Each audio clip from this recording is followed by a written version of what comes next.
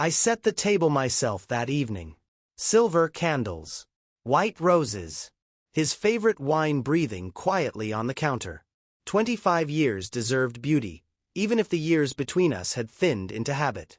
The roast had just begun to cool when I checked the clock again. 8:10. He was late. Darren was always late these days. The house felt too large. Every tick of the dining room clock sounded like a tap on a bruise. I kept smoothing the tablecloth, aligning the forks, giving my hands something to do other than tremble. Headlights finally washed across the curtains. His car. I breathed once, twice, rehearsing a smile. He came in without looking at me. Jacket still on, phone in hand, eyes somewhere far away. "We need to talk," he said. No greeting. No kiss. The words were simple but heavy, like a door closing. I gestured to the table. "Dinner first." He shook his head. Sat down, folded his hands. I waited. The clock ticked again. "I've met someone," he said. The words fell clean, almost polite. I thought I'd misheard. "Someone." He nodded. "She's younger. It just happened. Younger." I felt the air leave the room. The candles flickered, struggling against the sudden stillness. I saw his mouth move, explaining, justifying, already rewriting our history in the tone of a reasonable man. I watched his lips. Not the words. My heartbeat drowned them out. 25 years reduced to a confession rehearsed in the rearview mirror. I wanted to throw the wine. Scream. Beg. Instead, I reached for the napkin beside my plate and folded it slowly, corner to corner, the way my mother had taught me. Neat, deliberate, final. When he finished, I asked, "Does she make you happy?" He hesitated. "She makes me feel alive." The clock ticked once more.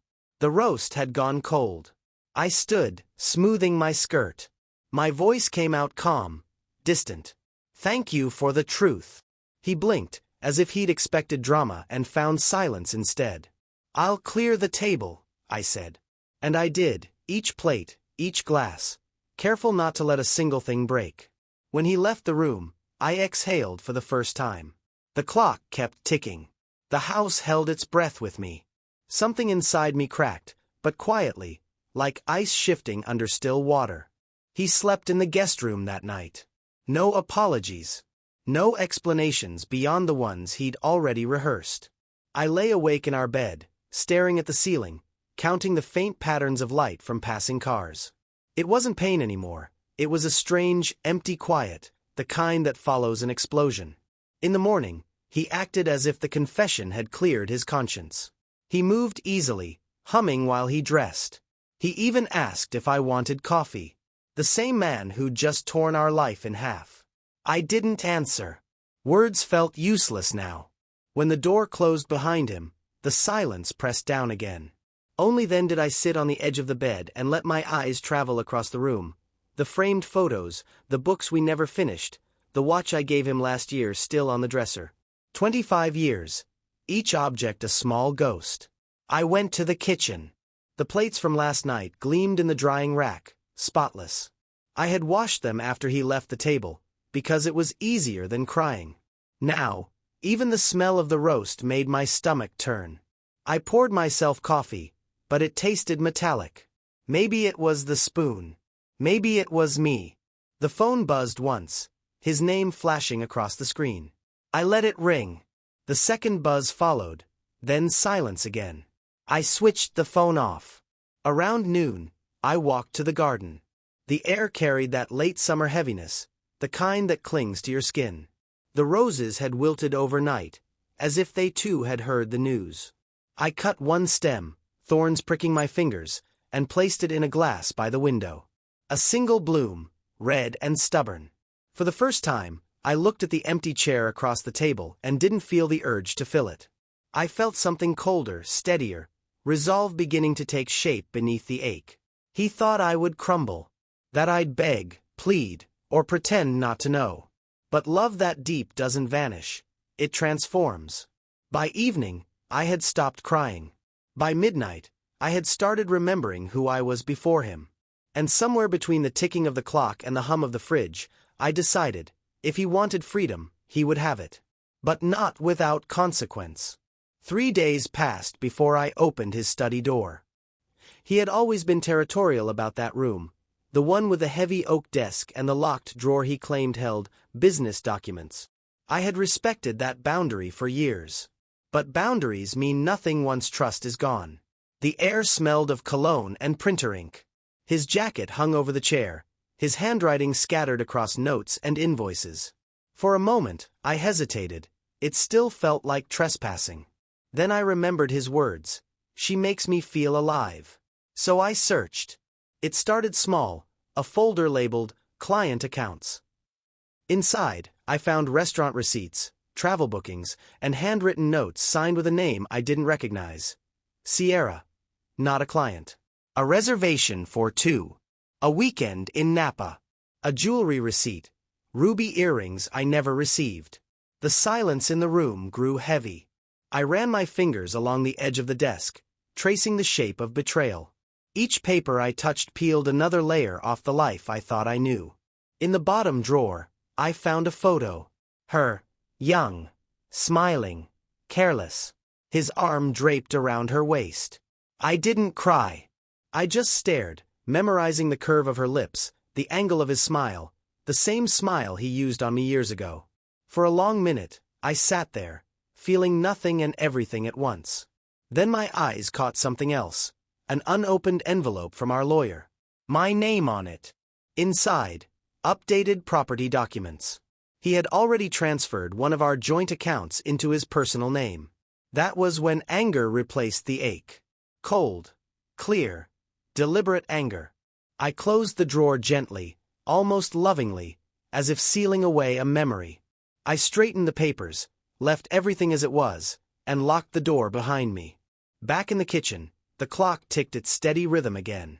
I poured another cup of coffee and stared at my reflection in the dark window. I didn't look broken. I looked awake. If he could plan in secret, so could I. Love had made me blind. Betrayal had given me sight. And now, I knew what I had to do, not to beg for him to stay, but to make sure when he left, he'd have nothing left to take. The next morning, I woke before dawn. Sleep had become a stranger, but clarity, cold and sharp, had taken its place. The kitchen clock read 5:07 when I sat down with my laptop. My hands didn't tremble this time. They were steady, purposeful. 4 years, I'd managed our household finances. Darren liked to pretend he was the provider, but I knew where every dollar came from and where it went. Old habits die hard. Betrayal just sharpened them. I logged into our joint account. The balance was lower than I remembered.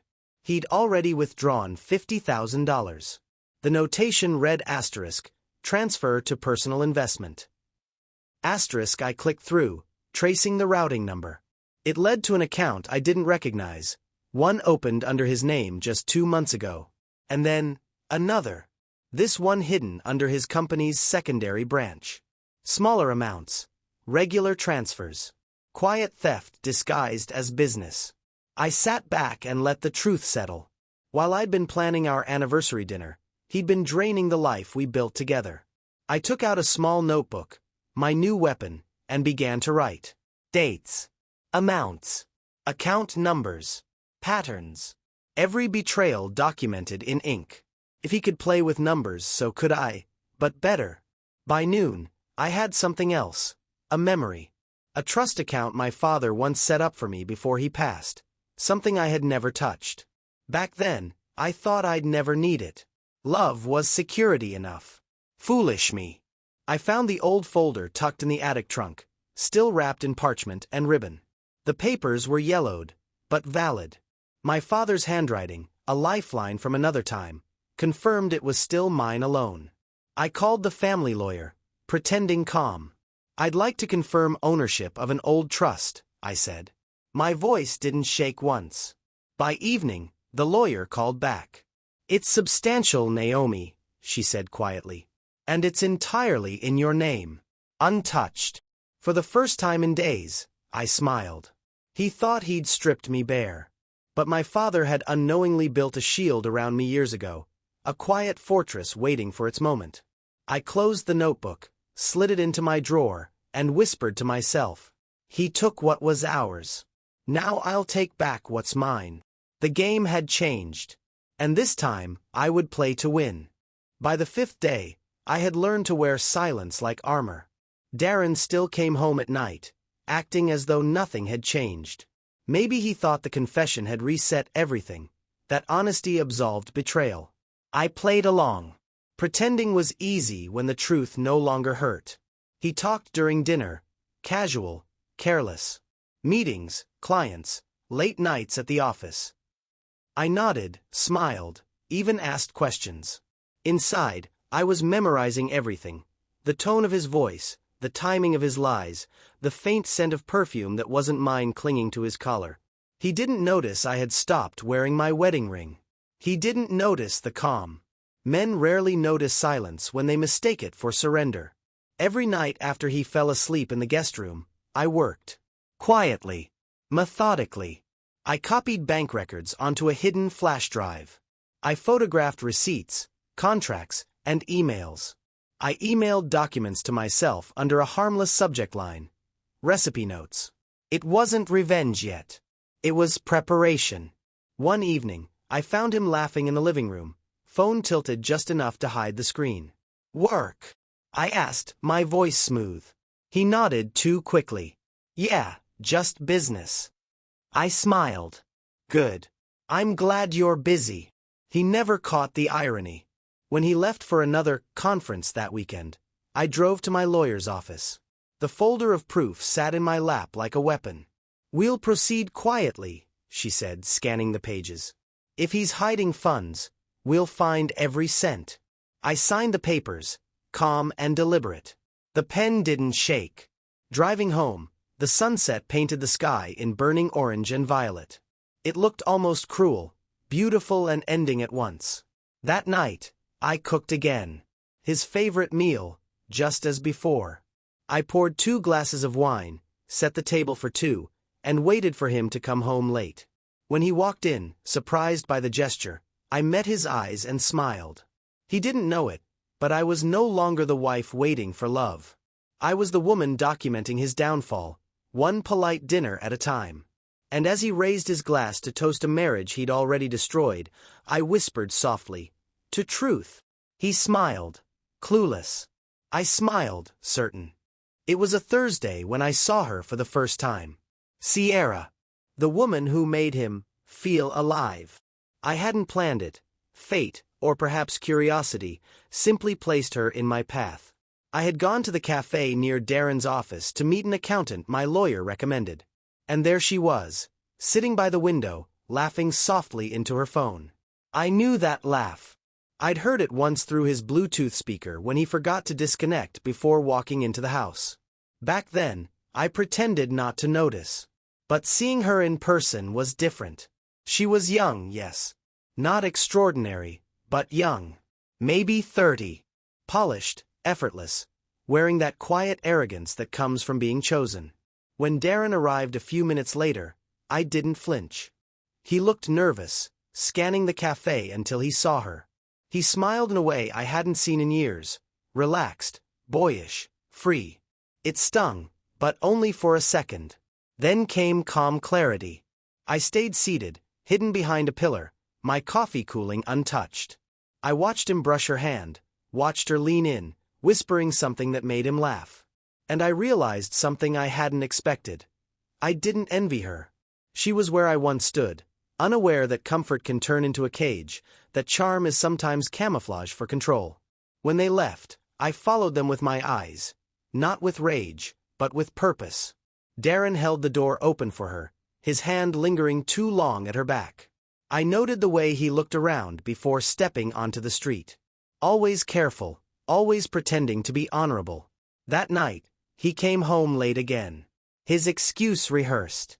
His shirt smelled faintly of her perfume, citrus and honey. I didn't confront him. Not yet. Instead, I leaned against the doorway and said softly, "You look tired." He nodded, avoiding my gaze. "Long day." "Of course," I replied. "You should rest." When he walked past me, I caught his reflection in the mirror. The same man, only smaller somehow. I turned off the lights, the image of Sierra still clear in my mind. He thought I was the fool. But I'd seen the truth. The woman he chose wasn't my replacement. She was my reminder that I had already outgrown him. After that day at the cafe, something inside me shifted. The grief had burned itself out, leaving behind a cold, precise focus. Love was gone, yes, but clarity had finally arrived. I stopped thinking like a wife and started thinking like a strategist. Darren still believed I was broken. He mistook my silence for surrender. He moved carelessly now, confident that his secrets were safe. That arrogance was my invitation. Each morning, I played my part. Coffee on the counter. Polite conversation. The illusion of routine. But when he left for work, I transformed the house into a quiet battlefield. Emails, records, property titles. I traced everything. My father's trust account was secure, now quietly active. The lawyer had begun the paperwork to separate assets, but in silence. Every step hidden beneath domestic calm. I even visited Celeste, his mother, under the guise of civility. She welcomed me with that cold politeness she'd perfected over the years. Her living room still smelled of lavender and control. "How are you holding up, dear?" she asked. Her voice carried that undertone, pity wrapped in poison. I smiled. "Better than expected." She leaned forward, pretending concern. "You know, Darren just needs peace. Maybe you two should settle things quietly." There it was, the family plan. Make it look clean, make me disappear quietly while they kept everything. I sipped my tea. "Of course," I said gently. "Quiet is always best." Inside, I was already writing the final act. That night, I gathered every document, every photograph, every transfer record. I labeled them neatly and locked them in a briefcase. Proof of everything: his affair, his financial deceit, his manipulation. As I closed the case, thunder rumbled outside. Rain streaked across the windows, and I couldn't help but smile. The storm had arrived. Not the one outside, but the one I'd been building. When Darren came home drenched, frustrated, muttering about traffic, I met him at the door. "Rough night?" I asked. He sighed, hanging up his coat. "You have no idea." I did. More than he could imagine. Because soon, every lie he told would echo back louder than thunder.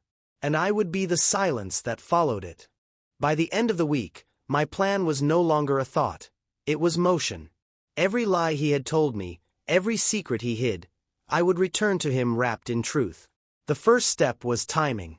Darren and Celeste were hosting a business dinner soon, a small gathering meant to celebrate his promotion.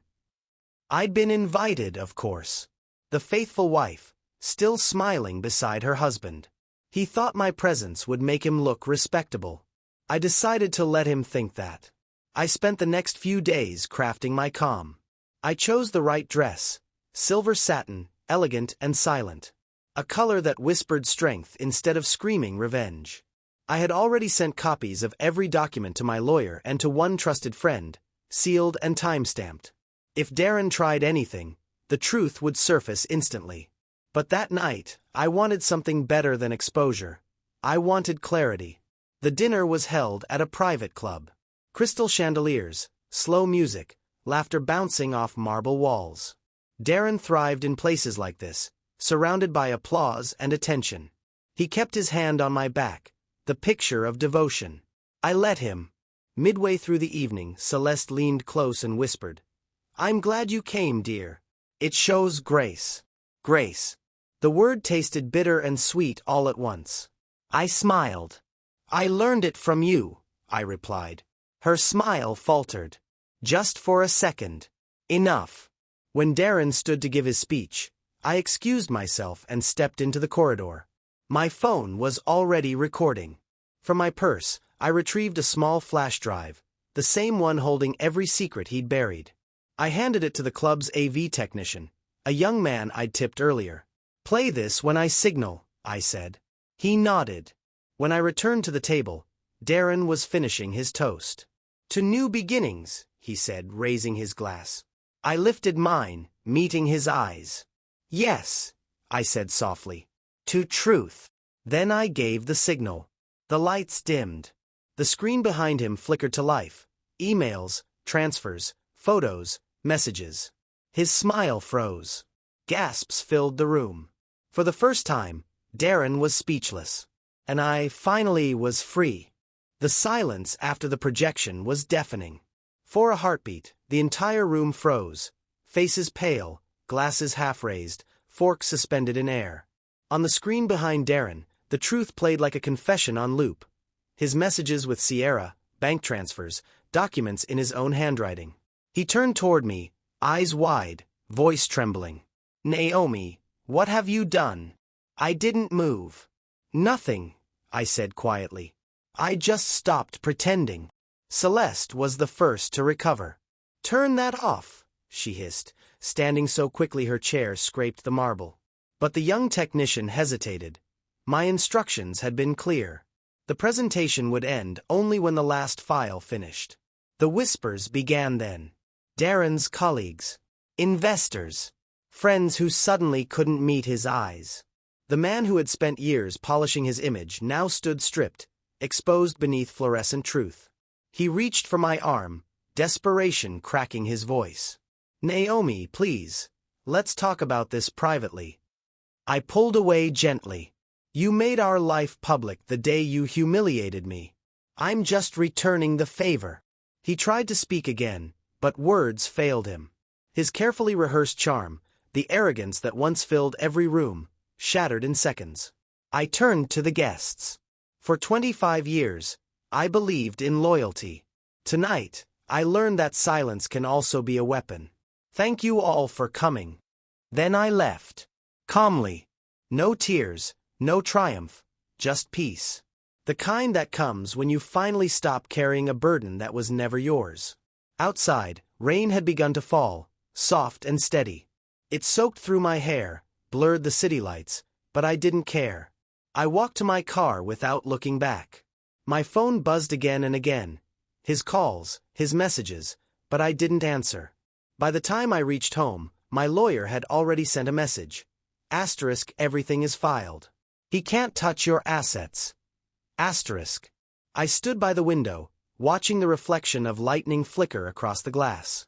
The storm outside was nothing compared to the one I'd unleashed. And yet, I felt calm.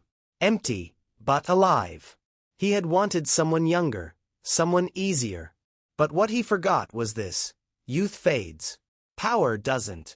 And that night, I took mine back completely. It's been 6 months since that night. The night my silence turned into thunder. People still talk about it, of course. Whispers travel fast in Darren's circle. Some call me cruel. Others call me brave. I don't correct any of them. Let them decide who I am. I finally know. The divorce went through quietly. No court drama, no public fights. The settlement favored me. The house, the inheritance, and, most importantly, my peace. Darren resigned from his firm soon after. The scandal had done its work. As for Sierra, she vanished from his story the way smoke fades after a fire. Quickly, without a trace. I moved to the coast, into a small cottage overlooking the sea. Mornings smell like salt and beginnings. I teach now, small finance workshops for women who once thought they were powerless. I tell them what I learned too late. Power isn't about money or revenge. It's about choice. The choice to leave when you've been broken. The choice to rebuild without bitterness. Sometimes, I still think about that anniversary night. The candles, the cold dinner, his words. She makes me feel alive. Now, I almost smile at the memory. Because I understand what he never did. Being alive isn't about youth. It's about awareness. Truth. Freedom. One afternoon, while walking along the beach, I saw a couple holding hands. Older, laughing, real. For a moment, something inside me softened. Love, I realized, wasn't the enemy. It was just misused. At home, I poured myself tea and opened my journal, the same one that once held my notes of betrayal. Now it holds dreams, travel plans, books to read, things I want to learn. Every page smells like possibility. Before bed, I sometimes stand by the window and whisper a quiet thank you. Not to him, but to the woman I became because of him. The world calls it revenge. I call it awakening. He once told me I'd never survive without him. He was wrong. Because I didn't just survive. I became the woman who walked away. And never once looked back.